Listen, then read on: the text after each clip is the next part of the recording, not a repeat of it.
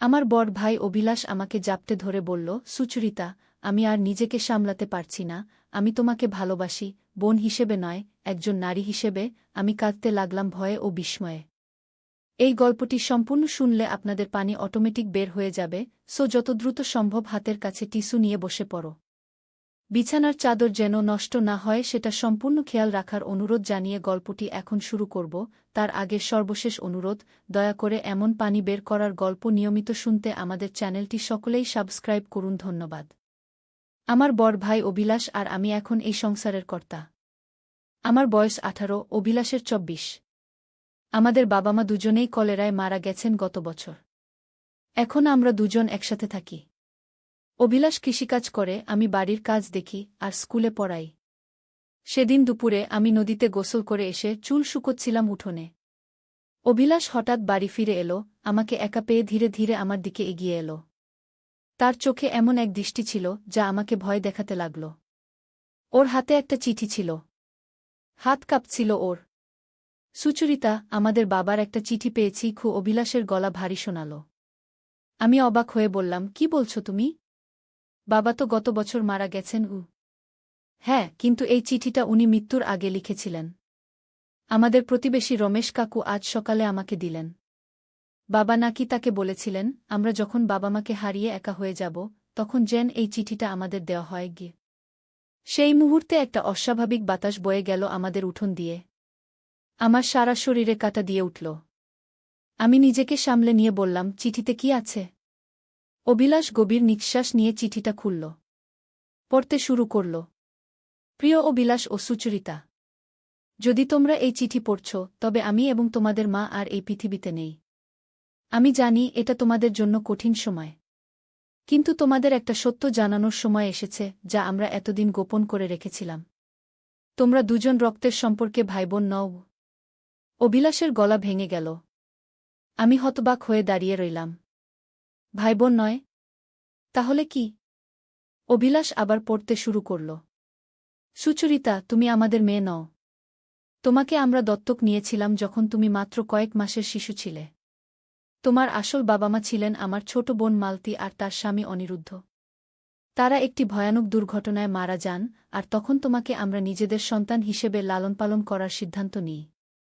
কিন্তু এটাই শেষ সত্য নয়। তোমাদের দুজনের জীবন বিপদে আছে। তোমাদের আসল পরিচয় লুকিয়ে রাখা দরকার। আমাদের গ্রামের উত্তর প্রান্তে পুরনো বটগাছের নিচে একটি সিন্দুক পুঁতে রেখেছি। সেই সিন্দুকে আছে তোমাদের সত্য পরিচয় এবং একটি এমন গোপন তথ্য যা তোমাদের জীবন বদলে দিতে পারে।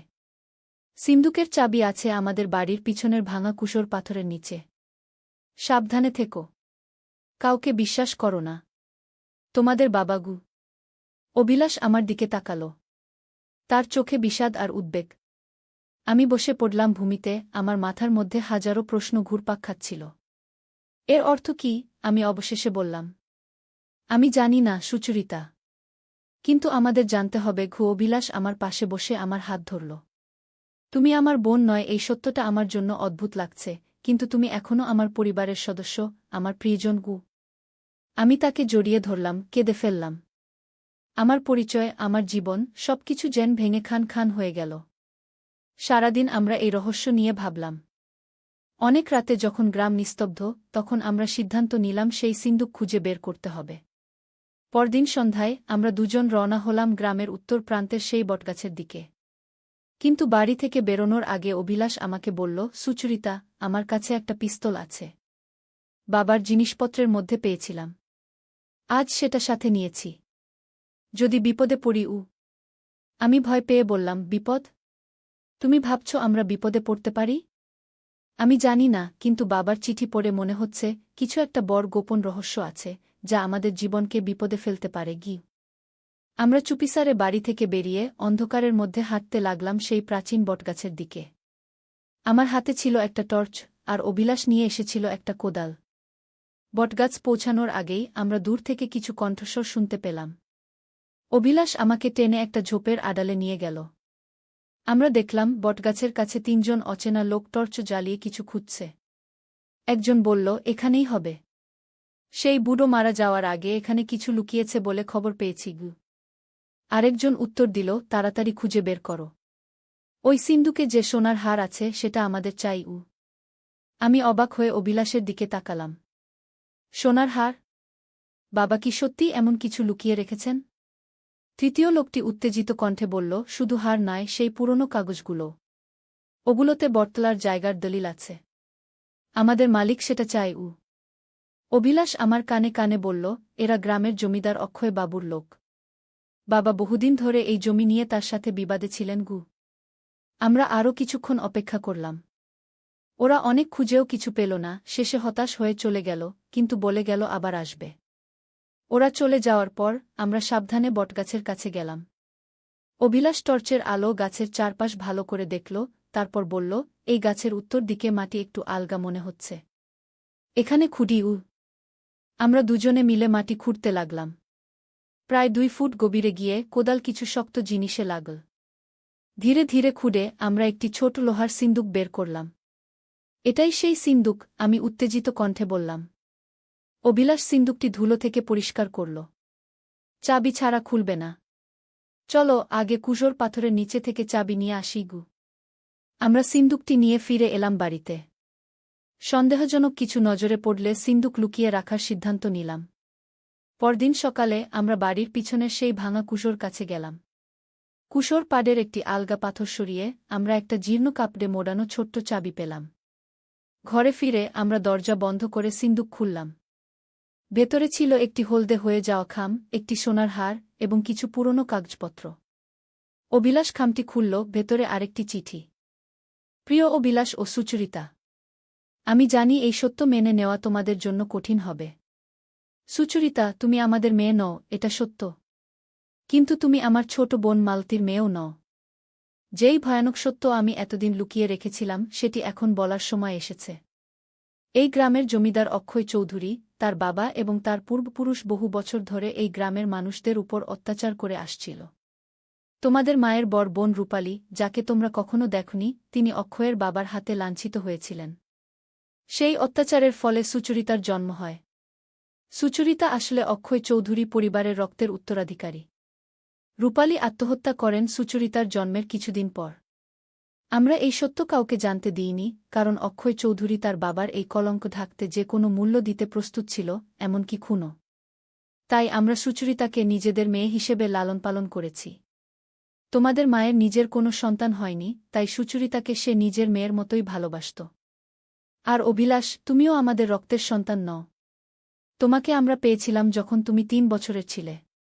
তোমার বাবা ছিলেন আমার ছোট ভাই, যিনি গ্রাম ছেড়ে শহরে চলে গিয়েছিলেন। তিনি ও তোমার মা একটি বাস দুর্ঘটনায় মারা যান। তোমাকে আমরা দত্তক নিই। এই সিন্দুকে রাখা সোনার হারটি রূপালীর ছিল। আর কাগজগুলো হল বটতলার জমির দলিল, যা আসলে অক্ষয়ের পূর্বপুরুষরা জোর করে গ্রামের মানুষদের কাছ থেকে ছিনিয়ে নিয়েছিল। এই দলিল দিয়ে প্রমাণ করা যায় যে ওই জমি গ্রাম পঞ্চায়েতের, অক্ষয়ের নয়। তোমাদের দুজনকে এই গ্রাম ছেড়ে দূরে চলে যেতে হবে। অক্ষয় বহুদিন ধরে এই দলিল খুঁজছে। সে কোনোদিন জানতে পারবে না যে সুচরিতা তার পরিবারের রক্তের সম্পর্কে। সে খুনি, তাকে বিশ্বাস করো না। প্রয়োজনে এই হার বিক্রি করে টাকা নিয়ে শহরে চলে যাও। সেখানে নতুন জীবন শুরু করো। সাবধানে থেকো। তোমাদের ভালোবাসা জানিয়ে, তোমাদের বাবাগু। চিঠি পড়া শেষ করে অভিলাষ আমার দিকে তাকাল। আমি কাঁদছিলাম। আমি কে? আমার আসল পরিচয় কি? আমার মধ্যে একজন খুনি, অত্যাচারী মানুষের রক্ত বইছে।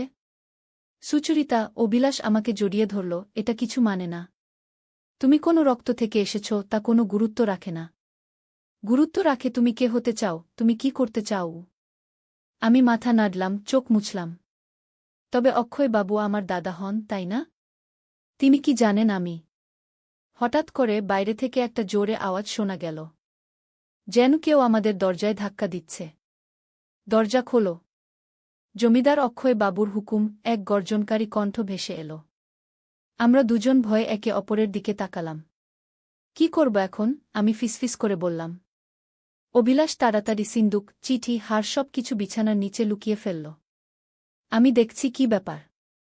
তুমি পিছনের দরজা দিয়ে বেরিয়ে যাও, রাজুদের বাড়িতে যাও। আমি পরে তোমাকে সেখানে খুঁজে নেবগু। আমি মাথা নাড়ালাম, কিন্তু যাওয়ার আগে বললাম, অভিলাষ, সাবধানে গিও। সে আমাকে একটা ছোট্ট হাসি দিল, আমি ঠিক আছি। যাও, তাড়াতাড়ি আমি পিছনের দরজা দিয়ে বেরিয়ে অন্ধকারে দৌড়ে পালালাম। আমাদের প্রতিবেশী রাজুদের বাড়ির দিকে যাওয়ার পরিবর্তে আমি লুকিয়ে থাকলাম আমাদের বাড়ির পিছনে ঝোপের আড়ালে। আমি দেখতে চাইছিলাম কি ঘটছে। অভিলাষ দরজা খুলল। 4 জন পুরুষ, যাদের মধ্যে একজন ছিলেন স্বয়ং জমিদার অক্ষয় বাবু, বাড়িতে ঢুকে পড়ল। কোথায় সেই লোহার সিন্দুক? অক্ষয় বাবু দাপট দেখিয়ে জিজ্ঞেস করলেন। অভিলাষ অবাক হওয়ার ভান করে বলল, কি সিন্দুক? আমি বুঝতে পারছি না আপনি কি বলছেন। অক্ষয় বাবু হাসলেন, বেশি চালাকি করতে এসো না, ছোকরা। আমরা জানি তোমরা গত রাতে বটগাছ থেকে একটা সিন্দুক উদ্ধার করেছ। সেই সিন্দুকে আমার জমির কাগজপত্র আছে। ফেরত দাও, নইলে পরিণাম ভালো হবে না। আমি সত্যি জানি না কোনো সিন্দুকের কথা বলছেন, অভিলাষ শান্ত কণ্ঠে বলল। অক্ষয় বাবু তার লোকদের ইঙ্গিত করলেন। তারা বাড়ি তছঞ্চ করে খুঁজতে শুরু করল। আমি ভয়ে কাঁপছিলাম, আমার পা নড়ছিল না যে পালিয়ে যাই। কিছুক্ষণ পর একজন লোক চিৎকার করে উঠল, পেয়েছি। বিছানার নিচে। আমার হৃৎপিণ্ড যেন থেমে গেল। তারা সিন্দুক পেয়ে গেছে। অক্ষয় বাবু সিন্দুক খুলে চিঠি পড়তে শুরু করলেন। তার মুখ পাংশু হয়ে গেল, চোখে ক্রোধের আগুন জ্বলতে লাগল।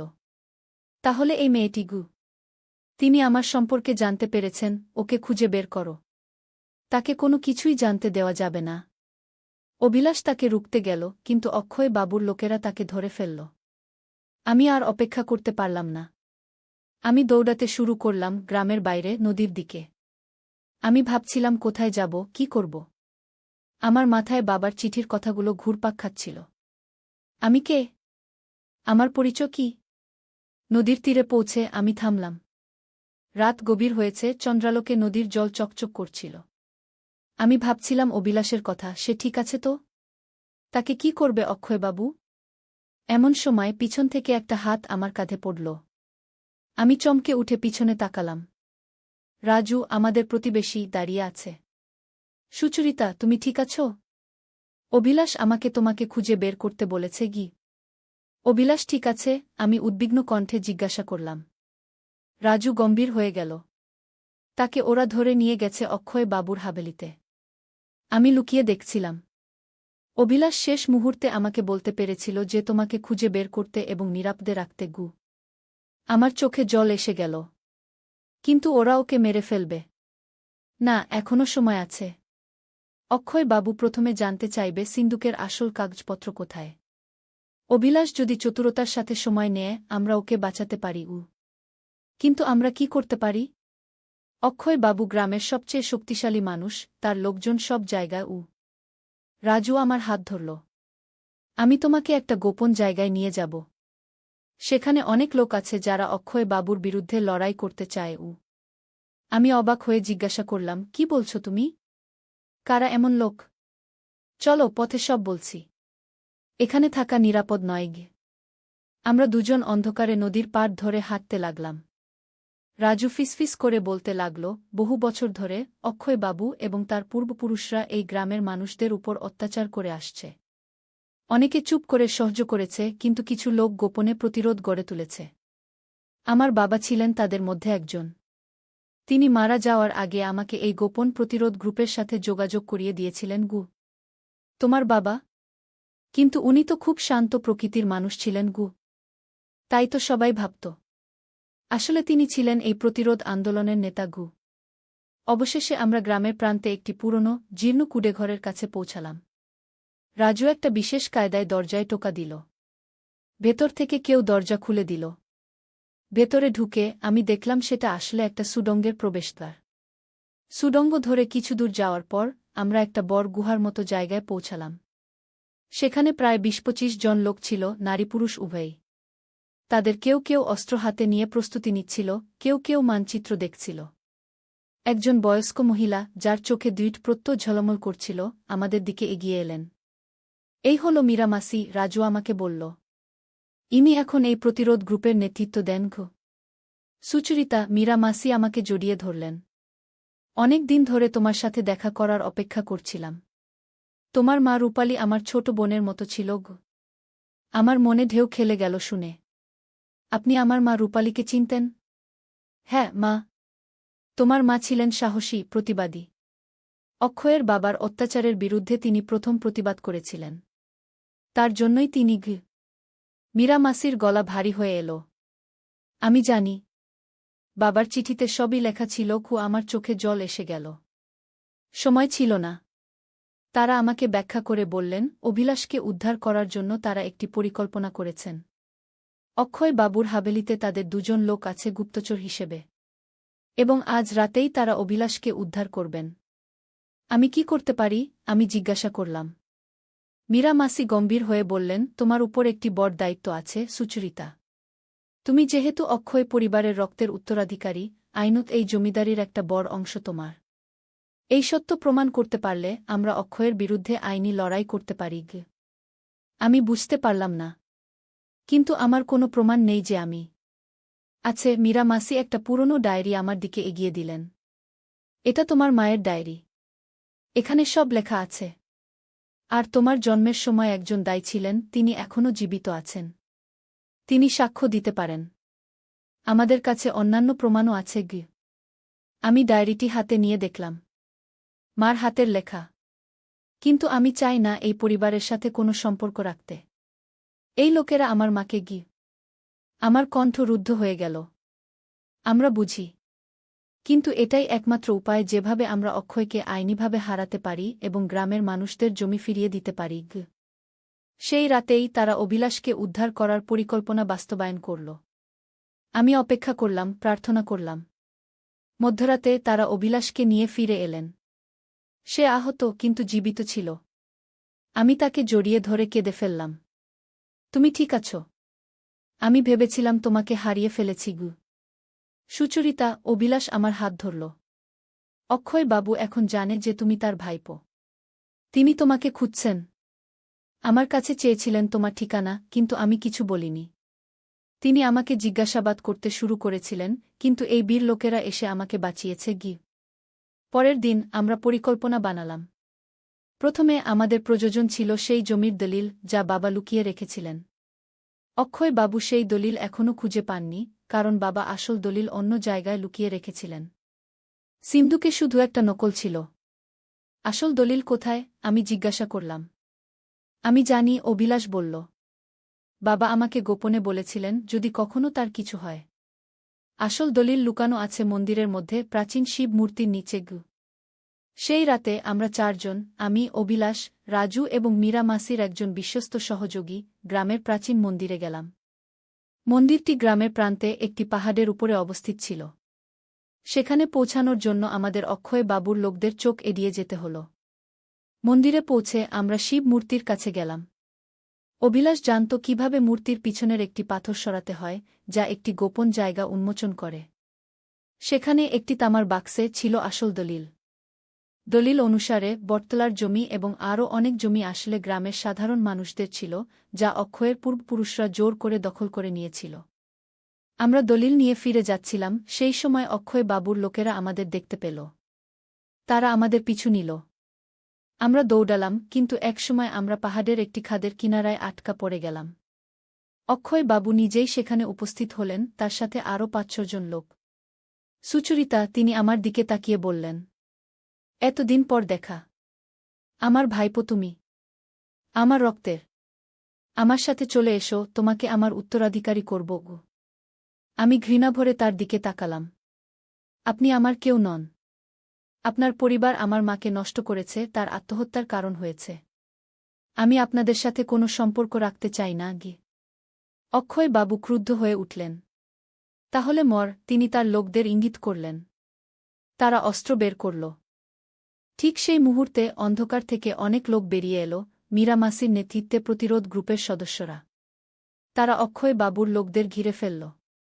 এক উত্তেজনাপূর্ণ সংঘর্ষ শুরু হল।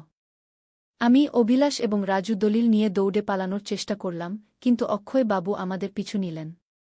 তিনি আমাদের ধরে ফেললেন একটি ছোট পাহাড়ি পথে, যেখানে ৩ দিকে গভীর খাদ। দলিল আমাকে দাও, তিনি চিৎকার করে উঠলেন, একটি পিস্তল বের করে আমাদের দিকে তাক করলেন। অভিলাষ আমাকে তার পিছনে ঠেলে দিয়ে বলল, না, এই দলিল গ্রামের মানুষদের। আপনি এটা পাবেন না। তাহলে মর। অক্ষয় বাবু গুলি করার জন্য পিস্তল তুললেন। ঠিক সেই মুহূর্তে আমি অভিলাষকে ঠেলে সরিয়ে দিলাম এবং অক্ষয় বাবুর দিকে ঝাঁপিয়ে পড়লাম। আমরা দুজনে ধস্তাধস্তি করতে করতে খাদের কিনারায় চলে গেলাম। হঠাৎ মাটি ধসে গেল, আমরা দুজনই খাদের দিকে পড়ে যেতে লাগলাম। আমি একটা গাছের শিক ধরে আটকে গেলাম, কিন্তু অক্ষয় বাবু সেই সৌভাগ্য পেলেন না। তিনি নিচে খাদে পড়ে গেলেন, তার আর্তনাদ বাতাসে মিলিয়ে গেল। অভিলাষ এবং রাজু আমাকে টেনে তুলল। আমরা তিনজন কাঁপতে কাঁপতে একে অপরকে জড়িয়ে ধরলাম। আমরা বেঁচে গিয়েছিলাম। সেই রাতের ঘটনার পর অনেক কিছু বদলে গেল। অক্ষয় বাবুর মৃত্যুর পর তার ছেলে যে শহরে থাকত সে এসে জমিদারির দায়িত্ব নিল। কিন্তু সে তার বাবার মতো নয়, সে বদলে যাওয়া সমাজ ব্যবস্থার কথা বুঝতে পেরেছিল। সে আমাদের সাথে আলোচনায় বসল। আমাদের কাছে যে প্রমাণ ছিল, আসল দলিল, আমার মায়ের ডায়েরি এবং আরও অনেক সাক্ষ্য, সেগুলো দেখে সে স্বীকার করল যে তার পূর্বপুরুষদের অন্যায় ছিল। সে সম্মত হল জমি ফিরিয়ে দিতে গ্রামের মানুষদের। এবং আমার সম্পর্কে সে আমাকে স্বীকৃতি দিল তার পরিবারের সদস্য হিসেবে, কিন্তু আমি তা প্রত্যাখ্যান করলাম। আমি আমার পরিচয় খুঁজে পেয়েছিলাম, আমি আমার মায়ের মেয়ে, যিনি সাহসী ও প্রতিবাদী ছিলেন। আমি তার লড়াই চালিয়ে যাওয়ার সিদ্ধান্ত নিলাম। অভিলাষ, রাজু এবং আমি একসাথে গ্রামের উন্নয়নের কাজে যোগ দিলাম। মীরা মাসির নেতৃত্বে আমরা গ্রামে একটি স্কুল প্রতিষ্ঠা করলাম, যেখানে মেয়েদের শিক্ষার উপর বিশেষ জোর দেওয়া হল। বছর দুয়েক পর রাজু আমাকে প্রস্তাব দিল। আমি হাসি মুখে রাজি হলাম। আমরা বিয়ে করলাম একটি সহজ অনুষ্ঠানে, গ্রামের সবাই উপস্থিত ছিল। অভিলাষ এখন গ্রাম পঞ্চায়েতের প্রধান। সে একজন ন্যায়পরায়ণ নেতা হিসেবে সবার শ্রদ্ধা অর্জন করেছে। আমি এখন স্কুলের প্রধান শিক্ষিকা। আমি যখন ছাত্রীদের দেখি, তাদের চোখে স্বপ্ন দেখি, তাদের কণ্ঠে দৃঢ়তা শুনি, তখন আমার মনে হয় আমার মা সেই উপর থেকে আমাকে দেখে হাসছেন। আমি আর ভয় পাই না যে আমার রক্তে কোনো অত্যাচারীর জিন আছে। আমি বুঝেছি, আমরা যে রক্ত থেকে আসি তা নয়, আমরা যা করি, যেভাবে বাঁচি, তাই আমাদের পরিচয় তৈরি করে। আর অভিলাষ, সে আমার ভাই নয় রক্তে, কিন্তু হৃদয়ে সে আমার ভাই রয়ে গেছে চিরকাল।